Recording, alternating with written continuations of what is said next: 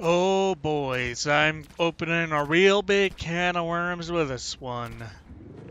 Ladies and gentlemen, just Sunstrider here. Welcome back to what will be another Planetside 2 rant video. And today is a bit more of a, I guess, one would call sensitive topic within the Planetside 2 community. And that is, I am going to be looking at game balance. Now, I will try my darndest not to talk from a salty player, right? You know, I'm not going to try to think of this as a player's perspective, but more of just a general technology level, I guess. One could say that. And before I start, I really gotta hand it to the devs, because sometimes I really just feel bad for them, because whenever a developer, no matter who they are, like, teases a new update, or when a new update actually comes out, there's always somebody who's gonna complain about something, right? There's always gonna be people bitching. No matter what you do, you will never be able to satisfy everything. And that goes doubly in a massive open game like Planetside 2 with so many little details affecting it. Right? Everybody has their own personal gripes with the game, whether it be with a specific developer or a specific game. How do I do this in VR fucking training? No matter if it's a game dev or a game mechanic, everybody has something to bitch about, and the developers never hear the end of it. They just deal with the constant hate and toxicity because they really have no other choice, you know? But regardless, when looking at Planetside 2 balance as a whole, I got a little bit of an analogy for you. I got a little bit of a comparison for you. When I talk about each different factions on a technology standpoint, think of it like you're going through the tech scale in an XCOM game. Now I'm talking about Enemy Within or XCOM 2, not the older games. The strategy XCOM games, you know, like the turn-based strategy XCOM games. And so Enemy Within and XCOM 2. Hopefully you'll see that in just a minute. Now, as I start, we have the Terran Republic at the bottom of the list. The Terran Republic are the conventional ballistic weapons that XCOM starts with. And the Terran Republic are just, like ballistics, are just kind of there, you know? They're not really unique. They're not really unique. They're pretty basic in their design. And they don't have anything flashy to them. Now, don't get me wrong. Terran Republic weapons still do work. They can still get shit done. But my problem with them is that they are not unique, right? Because all Terran Republic weapons revolve around this kind of low damage, moderate recoil, large magazines, but they make up for it. Well, they make up for it with the large magazines and the fact that they are fucking fire hoses when it comes to weapon fire rate, and they have some of the quickest close quarters times to kill of any weapon. Big examples of this include the Lynx and the MSWR for me personally, because those are the two kind of weapons I've used a lot of. And that leads me on to the directive weapons, because the directive weapons, they are just over-glorified versions of default weapons, right? Now, a lot of people would say directive weapons are useless, but directives are what keep me in the game. Specifically, weapons directives, like infantry weapon directives. So let my bias be known on that point, because they do kind of keep me in the game, and that's the reason why I play all three factions. Regardless, weapon directives kind of try to let the directive weapons let the strongest point of that faction's weapon shine, and sometimes they have a little gimmick to them.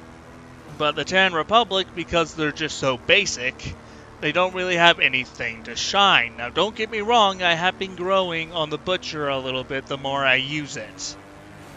But at the same time, there's just no uniqueness, because you look at the other two factions, like the NC and the BS, they still have they have weapons that perform on Terran levels, like the new Conglomerate has the EM1 and the GD7F,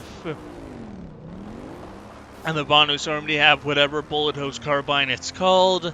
And I think it's the Ursa that's kind of like the MSWR, but I don't know. I don't play a lot of BS, so I don't have all of their weapon names kind of memorized. But I have played a lot of TR and NC compared to BS, so I have a lot of their weapons memorized. But anyway, the BS and the NC have weapons that perform on a TR scale, which is my main problem, which makes TR weapons not unique. The TR is pretty much 100% GD7Fs and EM1s and Pulsars and Ursas, right? It's just a copy of each one of those weapons on a different weapon genre or platform, you know? And that's my problem with it, right? That's my problem with this whole balancing act. Every weapon of the Terran Republic pretty much is the same. Now, obviously, they don't perform the same, right? You won't get the same kind of... What am I talking about? You won't get the same performance from an LMG as you would compared to an SMG, right? Two big different things. Alright, two different weapons, two different kind of slots and niches they fill. But it's pretty much the same formula every single time. High fire rates, fast time to kill, but low damage, right? That is what the TR specialize in, but like I've said, VS and some VS and NC weapons also follow suit, and the TR directive weapons are pretty much just overglorified versions of the base weapons. Now, obviously, one may look at the Godsaw secondary fire mode as something a little bit redundant, and I don't blame them. When you have a fucking rocket launcher, you don't need to be able to tickle vehicles, but it's just the uniqueness, you know? Sometimes I really can't get that through to a lot of people. Some people are just dense, and they don't understand it. Right? Like, I get it, it's redundant, but at least it's unique, right? At least it does something no other weapon does. It can damage vehicles. Well, any small arms weapon can. You know, let me make that clear, because obviously there are infantry weapons like rocket launchers and the Archer and all that shit. And they're not technically small arms, right? But it's the only small arms weapon that can actually do that. And it's the uniqueness I like. It's the uniqueness I try to look for in directive weapons, and just game balance in general. And the TR really has none of it. But then again, being lame ballistic weapons, you can't really do much of anything. Which, I mean, like I said, they get the job done, but hopefully you see my... Oh, I swear to God, if I would have flipped there, I would have flipped myself. But, hopefully you see my kind of moral dilemma on that one. Now, moving up a tier, we have the magnetics, or laser if you're playing enemy within, weapons known as the new Conglomerates, Gauss weapons. Now, the new Conglomerates is definitely the most unwieldy weapons, right? They're the most new player unfriendly, if you get what I mean. The biggest example of this is the fucking God Saw. No, not the God, the Goss Saw.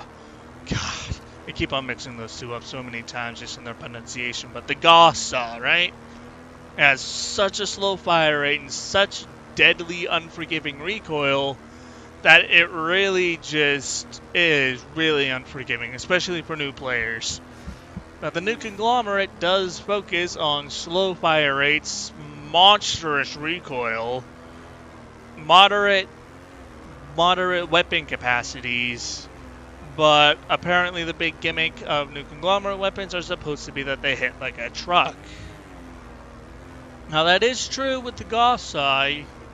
I can down targets quicker than I would with a TR weapon, right? I'd use less of my magazine with an NC weapon than a TR weapon. But at least the new Conglomerate can utilize Goss weapons and make kind of piercing rounds, which goes back to the God Saw secondary fire mode. And then there's the new battle rifle, the Bishop, being able to pierce multiple targets. Now, I can definitely see that being on more new Conglomerate weapons in the future as the devs develop more weapons and maybe even provide changes. Maybe we can add that gimmick to NC directive weapons, you know? Maybe have the NC's Moonshot be able to pierce multiple targets? Or maybe having more NC directive weapons with a secondary fire mode to tickle vehicles. Again, it may be redundant, but it's unique. It's something Goss weapons have. It's something Goss weapons can utilize. Is this a big drop? This is a big drop. Goodbye, cruel world. Oh, nailed it. And some people may say the new Conglomerate are underpowered just for the fact that they're so unwieldy. Like, I can definitely see a new player complaining more about new Conglomerate weapons than the other two factions, just because of how fucking insanely unforgiving they are. Like, I can't stress that enough. Play as I'm grinding through the Anchor on my new Conglomerate playthrough, or playlist. It's not really a playthrough when it's never ending, But as I'm grinding out Archer kills on my new Conglomerate, so I can definitely tell you that I'm very unwieldy and rusty when it comes to playing on the NC after playing TR for 300 some odd videos. It's definitely a wake-up call, let me tell you that. And then lastly, there is the Vonu Sovereignty, which is the master and all be all god tier late game tech level of any of both XCOM 2 and Enemy Within. We have plasma weapons, which are coincidentally what Vonu uses. Plasma. Now obviously, somebody thinks of plasma, somebody thinks of unlimited ammo, and that's exactly the gimmick a lot of the VS directed weapons actually utilize. Like, I'm pretty sure the LMG, the carbine, and maybe the SMG, and the assault rifle all use unlimited ammo. No, I never even read up or saw footage or whatever of the other Vonu Sovereignty directed weapons, because like I said, I don't play them a lot. As I say, as I'm rolling around in the fucking Vonu VR training zone. And anyway, the Vonu definitely have it the easiest. If I have to put each faction on a scale of noob friendliness, if that makes any sense, it's Vonu are the easiest to master. The Terran Republic are okay, but it's not that steady of a learning curve, and the NC just have the worst learning curve. They definitely have it the worst when it comes to new player experience. And the reason for the Vonu being so easy is because they have decent rate of fire, They just have moderate everything. Like, why go through everything when it's just moderate everything? Moderate recoil, moderate rate of fire, moderate damage. Just everything is on a smooth, moderate level. Now, obviously, there's still a learning curve with whatever faction you play. But I could definitely see a new player mastering Vonu weapons over quicker than the other two factions. And that's why a lot of people say that Vonu weapons are very OP. Now, don't get me wrong, the Starfire has been getting a lot of grief, but I actually haven't used it, or has it, has it? Or it was never used on me. And I've never actually seen it in action. Might have to look up some Starfire gameplay, maybe. So, you know, that's a thing. And of course there's everybody being toxic about Hesher, although it was recently nerfed, so thank God. And then of course the Valk damage thing, but I've never really been in a Valk long enough. I've never really used a lot of Valks, or flown one, or been in one a lot of times. I mean, I've definitely used it before, and been in it before, but I don't use it often enough to, I guess, really comment on it. And there's me being absolutely fucking salty about infiltrators, but again, that's just me being salty. Now, I really didn't want to talk about that kind of thing, because, I mean, that's just people being salty, because, of course, something like a heavy main like me would be pissed off of an infiltrator that can one-shot me from a distance, and there are people who would be salty at me for being a heavy main with my little I win shield, quote-unquote I win shield, but again, the client really cheeses me out of a lot of kills and makes me die a lot to begin with anyway, but that's beyond the point, you know. It's really opening a big can of worms trying to talk about Planetside 2 balance, and I hope everybody who sees this video kind of sees my points and kind of understands it. You know, the TR just don't really have anything to build upon, and they're not that unique because the other factions can mimic them a little bit with a couple of their own weapons. The new Conglomerate is at least unique in their special gimmick that they also tend to use a lot. And the Vonu Sovereignty is just, you know, it's not so much that they're overpowered, they're just really noob friendly, which is why you would normally see a lot of new players picking the Vonu. Or, you know, just making memes about the Vonu being really overpowered and easy. But I can't stress it enough. We don't want to get into that because it's really a big can of worms. But anyway, hopefully you guys enjoyed the videos. I'm still kind of on like a miniature break, at least from recording. I don't plan on recording Planetside 2 anytime soon. Maybe until Saturday or something. Maybe after I finally partake in another couple of CIK ops, because I have been missing out on that a lot. But, you know, I don't plan on recording it for another few days, but I might do some off-recording, grinding setup of my Vonu character, which is what I'm on right now, so maybe I'll hop on whatever continent is unlocked right now and do some prep work for the Vonu grind, because I know I'm really far from achieving my Godsaw grind. If you look at things here, because I don't play a lot of Vonu Sovereignty, I really don't have any really any solid foundation to do a Vonu Sovereignty weapon grind. As you can see here, I mean, I've done the Orion, considering that's the default LMG. You know, the Ursa is actually really fun to use, so I've been using that a lot. The Maw is okay. The Pulsar LSW. And I haven't even used the Polaris yet, so I got a long way to go till I'm on par with the foundations that I had on NC and TR.